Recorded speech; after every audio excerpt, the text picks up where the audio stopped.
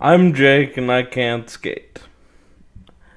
Now that I scared you with the thought that we might be witnessing the second coming of the Young Guns era, where all these promising young prospects amount to little, and the playoffs become a distant memory and frustration consumes the team. Here is the specter that we all truly fear. The era of going all out every shift. Where the Young Guns era is famous for its problems, for the squalor that the, albeit not without merit, because only one of the fabled Young Guns actually turned into anything. And that, of course, was the greatest Flame ever to play in Calgary,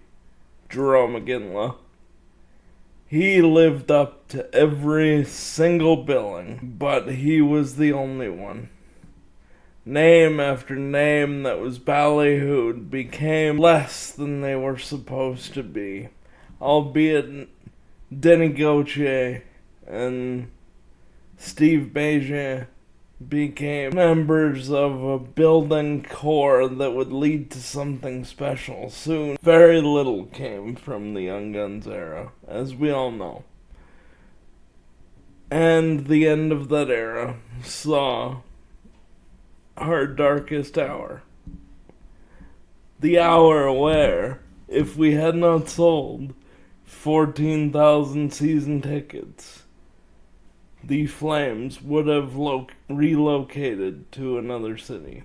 Thankfully, enough of us showed up that we averted that disaster to our hometown. And thankfully, that specter is not one that can haunt us anytime soon. The true horror of the post-Save Our Flames era was apathy. The Flames didn't matter for the 3 years at the beginning of the 2000s. The team existed. They were reported on. But they weren't important. Not really. Not in a major sense. The Stampeders were perennial contenders.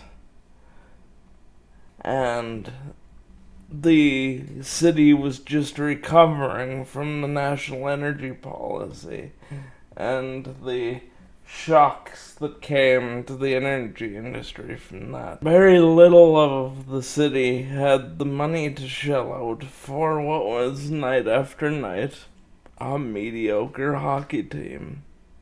There was no energy, there was no excitement, save for Jarome Iginla. And that is the one fear that I have. My optimism being misplaced, and all these prospects that we have being squandered, and then even with the new arena, a environment where the city can't afford to shell out dollars every night for a team that's not gonna win a championship, and on most nights is too boring to care about.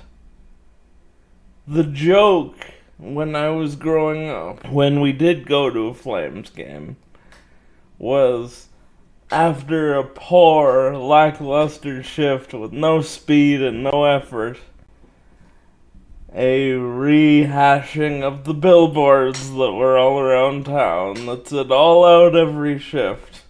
And fans would shout out, "He didn't go all out that shift. I want my money back."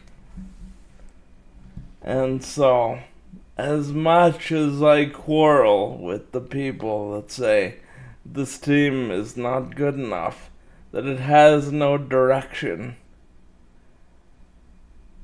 I also am very afraid that I'm wrong. That this sense of optimism that we have is going to lead us to a point where the flames that can be the heartbeat of the city that I love don't mean anything.